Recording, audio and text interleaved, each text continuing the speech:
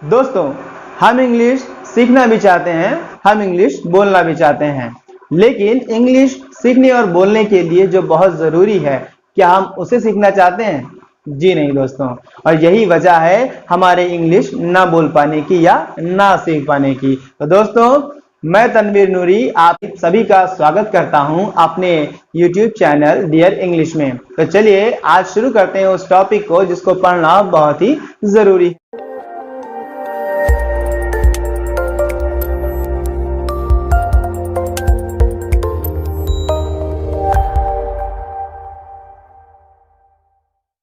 तो वो टॉपिक है टेंस। जी हाँ दोस्तों, वो टॉपिक है टेंस। टेंस का मतलब क्या होता है? टेंस का मतलब होता है काल या समय। जी हाँ, काल या समय।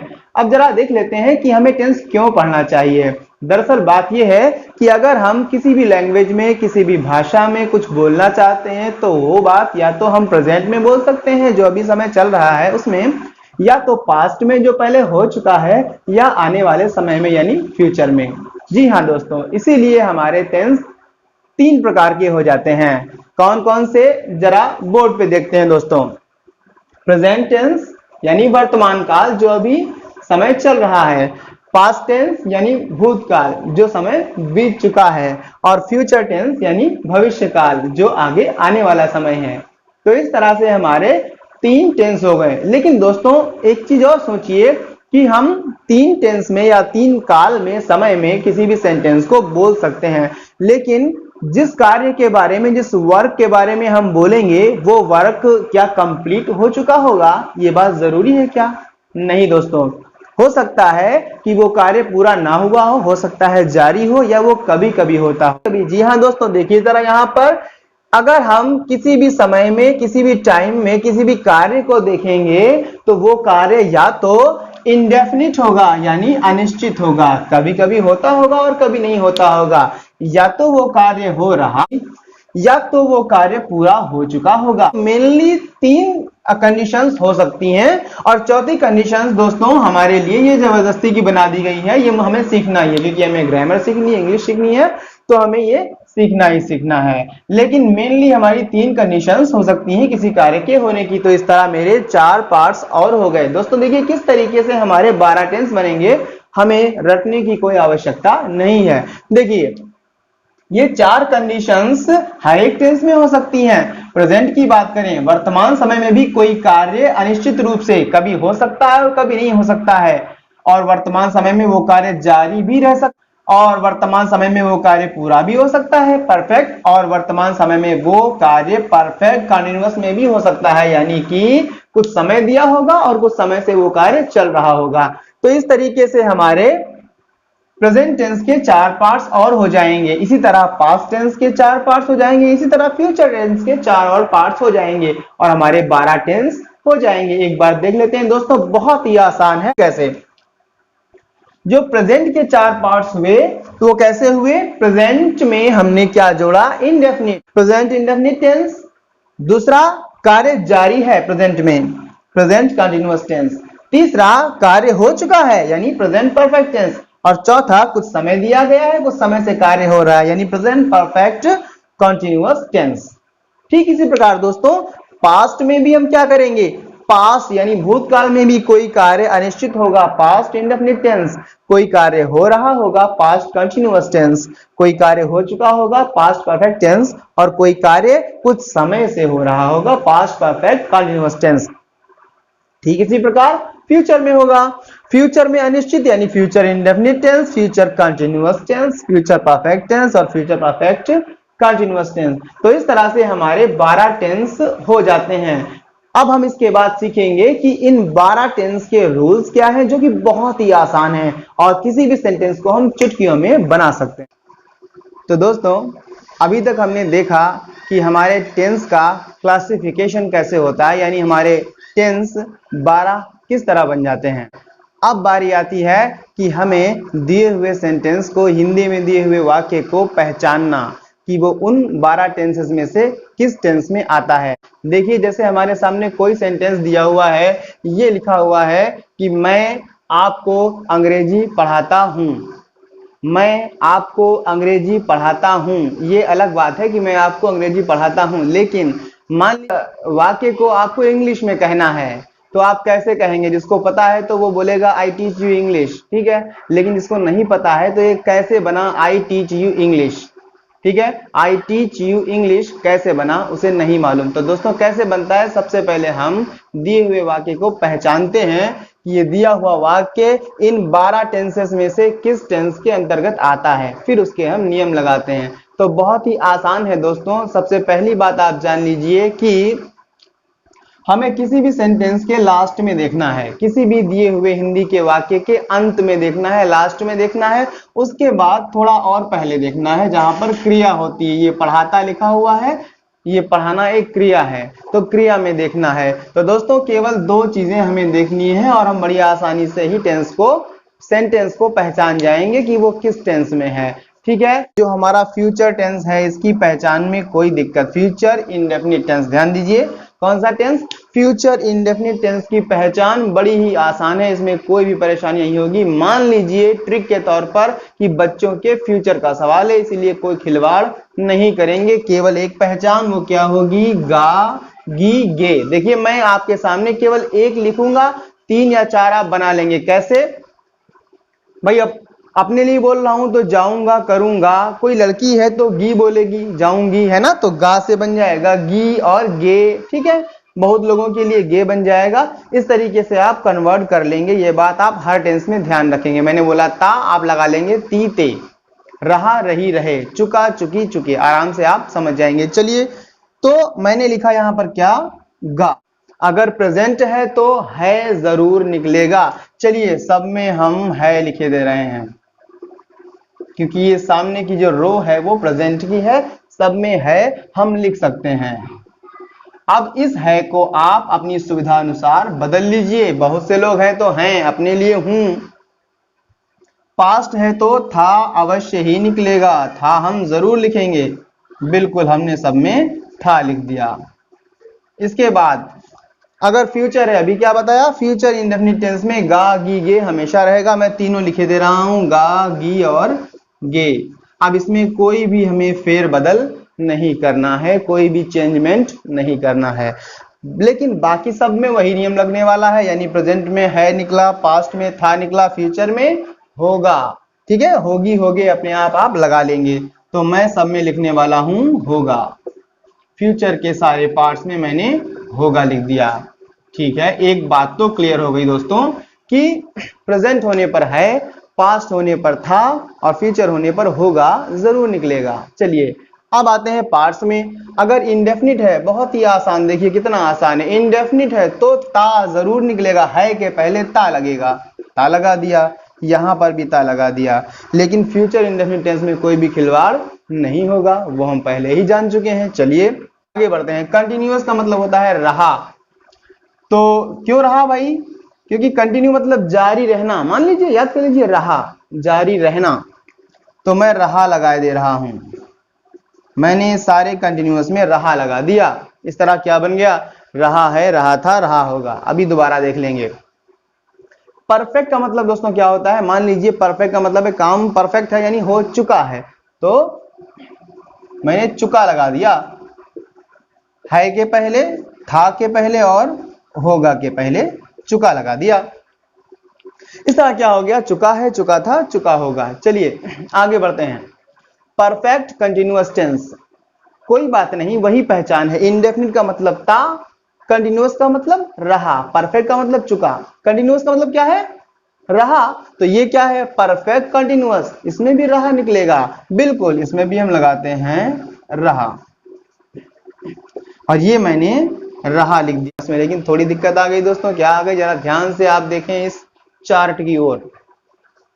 इसमें 2 पहचाने सेम है, 2 टेंसेस की पहचाने सेम है। कहां पर? एक प्रेजेंट कंटिन्यूअस टेंस और present perfect continuous tense, past continuous tense और past perfect continuous tense, future continuous tense और फ्यूचर परफेक्ट कंटिन्यूअस टेंस। दोनों में सेम पहचाने हैं। थोड़ी दिक्कत आएगी जब हमारे सामने कोई वाक्य लिखा होगा और लास्ट में अगर उसके रहा है निकल रहा होगा, या रहा था निकल रहा होगा, या रहा होगा निकल रहा होगा, तो हम कंफ्यूज हो जाएंगे कि वो दोनों में से किस में है। अगर रहा है लिखा है तो वो प्रेजेंट कंटिन्यूअस में है या प्रेजेंट परफेक्ट कंटिन्यूअस में है।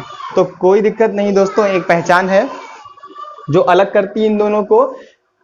परफेक्ट कंटिन्यूअस में चाहे वो प्रेजेंट का परफेक्ट कंटिन्यूअस टेंस हो, चाहे वो पास्ट का परफेक्ट कंटिन्यूअस टेंस हो, चाहे वो फ्यूचर का परफेक्ट कंटिन्यूअस टेंस हो, इन तीनों में क्या होगा, समय दिया होगा, साथ में समय भी दिया होगा।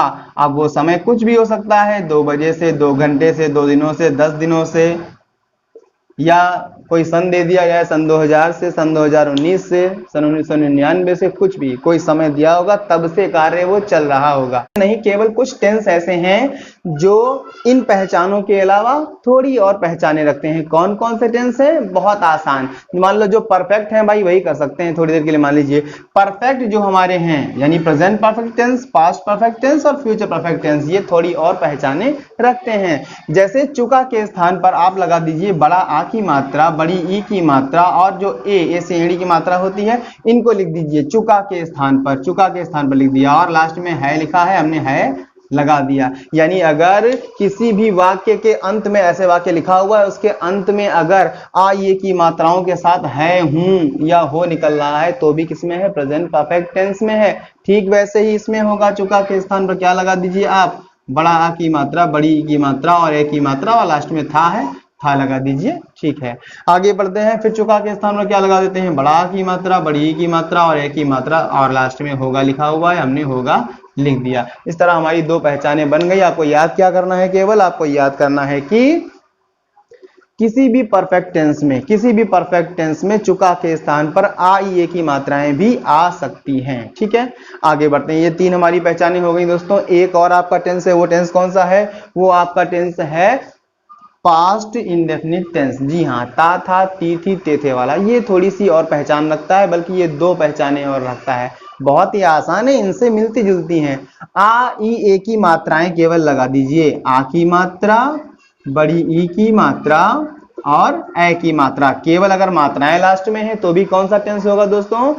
Past indefinite tense. ठीक है, और अगर इन मात्राओं के साथ साथ बड़ा आ की मात्रा, बड़ी ई की मात्रा और ए की मात्राओं के साथ साथ अगर था, थी, थे भी दिया हुआ है, तो भी हमारा कौन सा टेंस होगा दोस्तों? तो भी हमारा टेंस होगा पास्ट इंडेफिनिट टेंस। अब थोड़ी सी और कंफ्यूजन क्रिएट हो गई, बस वो भी सॉल्व होने वाली है। कैसी कंफ्यूजन? जैसे हमारा यहाँ पर रहा है 2 में था, रहा था 2 में था, फिर थोड़ी अलग पहचान जानी कि किस तरह से दोनों अलग हैं। एक और पहचान मैच होने लगी है। कौन सी पहचान? ध्यान से देखें दोस्तों इस चार्ट को। पास्ट इंडेफिनिट टेंस में एक पहचान है, आ ई ए की मात्राओं के बाद था, थी, थे आएगा, और पास्ट परफेक्ट टेंस में भी हमारी एक पहचान है कि आ ई ए की मात्राओं के बाद था, थी, थे आएगा। अब अगर किसी भी वाक्य के लास्ट में हमें आ ई ए की मात्राओं के साथ था, थी, थे दे दिया गया, तो हम तो कंफ्यूज हो जाएंगे, भाई ये दोनों में से किसमें है?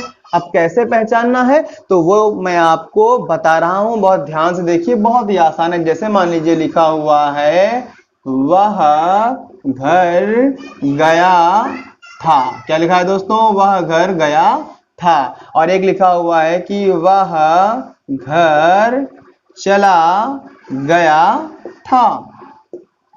अब देखिए दोस्तों, दोनों में क्या है? अंत में हमने क्या कहा? किसी भी वाक्य को पहचानने के लिए वो किस टेंस में है, हम उसके लास्ट में देखते हैं। लास्ट में चलते हैं, क्रिया के पास चलते हैं। भाई पहला तो हम पहचान चुके थे, जरा दूसरे में आते हैं। क्या है लास्ट में? था। ये तो पास्ट होगा, और मात्राएं निकली हैं। आ की मात्रा देखो, या यज्ञ में आ की मात्रा। आपको या नहीं देखना है। बहुत से लोग बताते हैं या ही, या ये कोई पहचान नहीं होती। अरे किसी के लास्ट में या है, किसी के लास्ट में कुछ और भी हो सकता है। क्या तुमने चाय पी? अब पी में तो ई निकल रही है, या कहां गया? तो ई की मात्रा देखनी है हमें। क्या देखना है? मात्राएं देखनी है दोस्तों। तो ये था के पहले क्या निकला है? या यज्ञ में आ की मात्रा निकली है। तो ये हमारा भाई 2 पहचानें हो गई, 2 पहचानें हो गई। कौन सी पहचान हो गई? एक तो ये हो सकती है पास्ट इंडेफिनिट टेंस, और एक ये पास्ट परफेक्ट टेंस। कंफ्यूजन है किसमें है अभी हमें पता नहीं है। दूसरे वाले में आते हैं, वह घर चला गया था। इसमें भी देखिए दोस्तों, था मतलब पास्ट, और आ की मात्रा दोनों में हो सकता है, पास्ट इंडेफिनिट टेंस या पास्ट परफेक्ट टेंस। पहचानना बहुत आसान। अगर आपका ध्यान दीजिए, अगर क्रिया पर जोर दिया जाए, क्रिया पर जो कार्य हो रहा है उस पर जोर दिया जाए तो वो होगा परफेक्ट टेंस, यानी पास्ट परफेक्ट टेंस। जोर ना दिया जाए होगा पास्ट इंडेफिनिट टेंस। कहां पर जोर दिया जा रहा है? वह घर चला गया था, चला गया था, काम पूरा हो चुका है, यानी ये आपका है परफेक्ट पास्ट परफेक्ट टेंस और ये इंडेफिनिट टेंस। बहुत बढ़िया, आप पहचानने लगे। अगर आपने इतना पहचान लिया है तो दोस्तों लगभग सारी पहचाने आप सीख चुके हैं, आराम से पहचान जाएंगे। और जो आपके परफेक्ट कंटीन्यूअस टेंस है इनकी थोड़ी और पहचान, एक और पहचान होती है, वो मैं आपको चलिए बता ही देता हूं, बहुत आसान है। क्या पहचान थी? रहा है, रही है, रहे हैं, ठीक है। और पास्ट कंटीन्यूअस टेंस रहा था, रही थी, रहते प्लस समय, और फ्यूचर कंटीन्यूअस टेंस रहा होगा, रही होगी, रहे होंगे प्लस समय। लेकिन अगर साथ में क्या है भाई, अब ता लगा दीजिए, रहा है लिखा है, ता लगा दीजिए, क्या हो गया? ता रहा है। भाई कुछ समय से कोई काम कर रहा होगा तो बोल सकते हैं कि वो इतने समय से ये काम करता रहा है, ठीक है। अगर समय नहीं दिया होगा और करता रहा है तब उसे मालूम चल जाएगा कि करता रहा है तो कोई समय लगा होगा, तो ऑटोमेटिक उसी के अंतर्गत वो आ जाएगा। बिल्कुल, अगर रहा था लिखा है, ता लगा दिया और क्या बन गया? ता रहा था। और अगर इसमें भी रहा होगा में क्या लगा दिया? ता रहा होगा। दोस्तों लगभग सारी की सारी पहचाने आपकी हो चुकी है, मैंने कुछ नहीं छोड़ा। क्या बात है दोस्तों, अब तो हम लोगों ने सारी पहचाने चुटकियों में याद कर ली हैं। अब इसके बाद नंबर आता है how to translate into English. जी हाँ दोस्तों, इंग्लिश में कैसे ट्रांसलेट करें, जो कि बहुत ही आसान है। चलिए देखते हैं। केवल हमें एक फॉर्मूले की आवश्यकता है। वो फॉर्मूला क्या है? ये आपके सामने लिखा हुआ है। जी हाँ, जरा ध्यान से देखते हैं दोस्तों। क्या है कि सबसे पहले हमें सब्जेक्ट लिखना है, उसके बाद हेल्पिंग वर्ब लिखनी है, उसके बाद मेन वर्ब लिखनी है, और उसके बाद ऑब्जेक्ट या कॉम्प्लीमेंट लिखना है। देखिए, किसी भी सेंटेंस में या तो ऑब्जेक्ट हो सकता है, अगर ऑब्जेक्ट नहीं होगा तो वो कॉम्प्लीमेंट होगा। फिलहाल हम याद करने के लिए इतना कर सकते हैं कि subject, helping verb, main verb और ऑब्जेक्ट। थोड़ी ट्रिक बनाइए, पहले सब्जेक्ट रहेगा, फिर कोई हेल्प करने वाला रहेगा। मान लीजिए हेल्पर है कोई, अगर एक क्लिनिक में दो लोग हैं तो एक डॉक्टर, एक कंपाउंडर, हेल्पर, ठीक है। तो ये हेल्पर है और ये क्या है? मेन डॉक्टर या मेन है, ठीक है। तो subject, helping verb, main verb और ऑब्जेक्ट, बस इतना आप याद कर लीजिए। ये फॉर्मूला सभी टेंसेस में लगने वाला है। फिलहाल सब्जेक्ट की आवश्यकता पड़ेगी। किसी भी वाक्य में सब्जेक्ट क्या होगा? देखिए, कौन या किसने पूछने पर आपको सब्जेक्ट मिल जाएगा। और सब्जेक्ट जो है वो आपका दो प्रकार का हो सकता है, या तो एक वचन या बहुवचन, सिंगुलर या प्लूरल। अगर कोई नेम होगा, किसी का नाम होगा, राम, श्याम, इस तरीके से, तो वो क्या होगा? एक वचन होगा। और अगर कोई पर्सन होगा तो वो दोनों में हो सकता है, एक वचन या बहुवचन। देखिए, ये हमारे सामने पर्सन का चार्ट है दोस्तों। अगर आप इसको याद कर लेते हैं तो ये आगे तक बहुत काम आएगा, जो कि याद करना बहुत ही आसान भी है। देखिए, इसको आप एज इट इज रट लीजिए, बहुत ही आसान है। फर्स्ट पर्सन में दो प्रोनाउन आते हैं, आई और वी। सेकेंड पर्सन में दोस्तों केवल एक आता है, यू। और थर्ड पर्सन में हमारे आते हैं pronoun they, he, she, it. इसमें ही जो है वह के लिए, अगर किसी वाक्य में लिखा हुआ है वह जाता है, लड़का है तो वह के लिए ही लगेगा। अगर वह एक पत्र लिखती है, वो जाती है, लड़की है, स्त्री है तो शी लगाएंगे, ठीक है। आई का पता होगा, आई मीन्स होता है मैं, बी का मतलब होता है हम, यू का मतलब तुम, दे का मतलब वे, ही अभी बता चुके हैं आपको, और इट का मतलब वह, कोई वस्तु। चलिए, ये हमारे प्रोनाउन हमने कैटेगराइज किए हैं। फर्स्ट पर्सन में ध्यान दीजिए दो आते हैं, आई और वी। बस आप इनको क्रम से रट लीजिए, आपको फिर कैटेगराइज करने की जरूरत नहीं है। देखिए, I, we, you, they, he, she, it. जरा देखिए कैसे, I, we, you, they, he, she, it. I, we, you, they, he, she, it. You को बीच में रखो, आई, वी ऊपर फर्स्ट पर्सन, और नीचे जो है third person, they, he, she, it, ठीक है ना। तो पर्सन भी हमारे कैटेगराइज हो गए हैं। फर्स्ट पर्सन में आई और we, second person you, they, he, she, it, third person, ठीक है। आपको याद हो गया। आगे दोस्तों जिन पे टिक लगा हुआ है, ये देखिए, आई और वी, यू और दे, ये जो ऊपर के हैं हमारे, यानी हमारे दो पर्सन्स, यानी फर्स्ट एंड सेकंड पर्सन, और थर्ड पर्सन का एक, दे, ये बहुवचन रहेंगे, प्लूरल रहेंगे, और बाकी सब सिंगुलर यानी एक वचन रहेंगे, ठीक है। सब्जेक्ट के बारे में हमें जानकारी हो गई। आगे बढ़ते हैं। हमें आवश्यकता पड़ेगी हेल्पिंग वर्ब की। तो हेल्पिंग वर्ब भी आपको थोड़ी सी याद करनी होंगी, जो कि बहुत आसानी से आपको याद हो जाएंगी। हेल्पिंग वर्ब अलग अलग टेंस में अलग अलग होंगी। देखिए कैसे होंगी। प्रेजेंट इंडेफिनिट टेंस में डू और डज दो हेल्पिंग वर्ब होंगी। ध्यान रखिए डू और डज, ठीक है, डज एक वचन के लिए, डू बहुवचन के लिए, डज और डू कह लीजिए। पास्ट इंडेफिनिट टेंस में डिड और फ्यूचर इंडेफिनिट टेंस में विल और शैल दो होंगी। आई और वी के साथ, जो फर्स्ट पर्सन है दोस्तों, आई और वी, इसके साथ शैल रहेगा। क्या रहेगा? शैल रहेगा। बाकी सभी के साथ विल रहेगा। इसमें एक वचन और बहुवचन की आवश्यकता नहीं है, ऐसे ही हम लोग पहचान लेंगे। इसके बाद कंटिन्यूअस में अगर प्रेजेंट कंटिन्यूअस है तो इज एम आर, इज एक वचन के लिए, आर बहुवचन के लिए, एम आई के साथ में आएगा, हमेशा रिजर्व है, ठीक है। पास्ट कंटिन्यूअस में क्या होगा? वाज और वर दो हैं, एक वचन के लिए वाज, बहुवचन के लिए वर आएगा, ठीक है। फ्यूचर में विल और शैल जो पढ़ चुके हैं, शैल आई बी के साथ, ठीक है, और साथ में बी लग जाएगा, यानी विल बी और शैल बी दो हो जाएंगी, ये दोनों के साथ है, विल बी शैल बी, ठीक है ना। ठीक है, क्योंकि बी की ही फॉर्म होती है is am are was were, तो is am are was were इसमें था, is am are present continuous tense में था, was were past continuous tense में, तो फ्यूचर कंटिन्यूअस में क्या कर दिया हमने? बी लगा दिया, जो कि उसी का रूप है।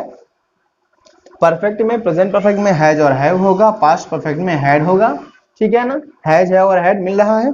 और जो हमारा फ्यूचर परफेक्ट होगा उसमें हम लोग क्या करेंगे? हैव लगा देंगे विल और शैल के बाद में, तो हो जाएगा विल हैव और शैल हैव, ठीक है, ये भी याद हो गया दोस्तों। आगे बढ़ते हैं। जो हमारा परफेक्ट कंटीन्यूअस होगा, यानी प्रेजेंट परफेक्ट कंटीन्यूअस, आप क्या करें? आप जो परफेक्ट की हेल्पिंग वर्ब है उनके आगे बीन लगा दें, बस बन जाएगी परफेक्ट कंटीन्यूअस टेंस की हेल्पिंग वर्ब। देखिए कैसे? प्रेजेंट परफेक्ट में हैज और था, आगे क्या लगा दिया हमने? बीन, यानी हैज बीन, हैव बीन हो गया, हैज बीन या हैव बीन हो गया। पास्ट परफेक्ट में हैड था, क्या लगा दिया? हैड बीन हो गया। और फ्यूचर परफेक्ट में केवल विल शैल, आपका विल या शैल हैव था, यानी विल हैव शैल हैव था, क्या लगा दिया? उसके आगे बीन लगा दिया, क्या बन गया? विल हैव बीन या शैल हैव बीन, ये हमारी हेल्पिंग वर्ब हो गई है दोस्तों, ठीक है ना। चलिए आगे बढ़ते हैं। मेन वर्ब, देखिए मेन वर्ब किसी भी टेंस में अगर याद करनी हो तो बहुत ही आसान है। कैसे? अगर इंडेफिनिट टेंस होगा तो वर्ब की फर्स्ट फॉर्म या प्रेजेंट फॉर्म, ठीक है ना, याद रखिए हमेशा। अगर कंटिन्यूअस टेंस होगा, कोई भी टेंस हो, कोई भी कंटिन्यूअस टेंस हो, तो क्या होगा? वर्ब की आईएनजी फॉर्म, जिसको हम लोग बोलते हैं प्रेजेंट पार्टिसिपल फॉर्म, या आप याद कर लीजिए ING form.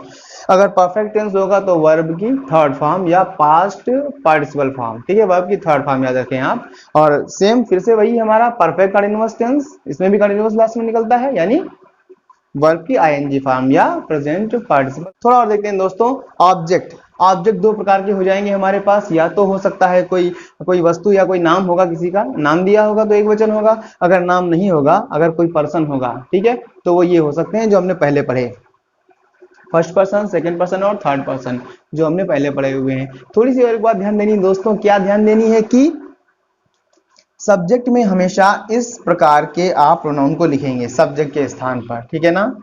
I we you they he she it में से ही कोई लिख सकते हैं। और ऑब्जेक्ट में क्या लिखेंगे आप दोस्तों? ये लिखेंगे। आई का क्या बन जाएगा? मी। देखिए यहाँ पर कहा था, याद भी कर लीजिए, आई माई मी, ये मी जो है सब्जेक्ट में नहीं आएगा, ये वाला कॉलम सब्जेक्ट में नहीं लिखेंगे। मैंने पूरा चार्ट बना दिया था ताकि आप याद कर लें, लेकिन जो इतना कॉलम है ये उस साइड में जाएगा, यानी हमने कहा था रट लीजिए आई माई मी, माई परेडी केस होता है, उसके इसके बारे में हम आगे कभी बात करेंगे। आई माई मी, माइन भी होता है, इसकी डिटेल बात करेंगे हम लोग। अभी फिलहाल आई और my me, we our us, you your you, they their them, he his him, she her her, it its it. इतना याद कर लिए, रट लीजिए, कोई समस्या नहीं, आराम से इतना आपको याद हो जाएगा, ठीक है। चलिए आगे बढ़ते हैं। तो अगर कोई पर्सन होगा, अगर मुझे लिखा हुआ है तो क्या लगाएंगे? मी लगाएंगे। हमें लिखा हुआ है अस लगाएंगे। तुम्हें तो यू लगाएंगे। उन्हें तो देम लगाएंगे। उसे, कोई पुरुष के लिए तो हिम लगाएंगे। उसे, कोई लड़की के लिए तो हर लगाएंगे। और इट ये वस्तु के लिए आता है, ठीक है। बहुत ही आसानी से आपने इन सबको देख लिया। अब देखिए किस तरीके से इन्हें अप्लाई करेंगे, और एक फार्मूले से, इसी फार्मूले से सारे के सारे फार्मूले हमारे बनने वाले हैं। Thanks for watching.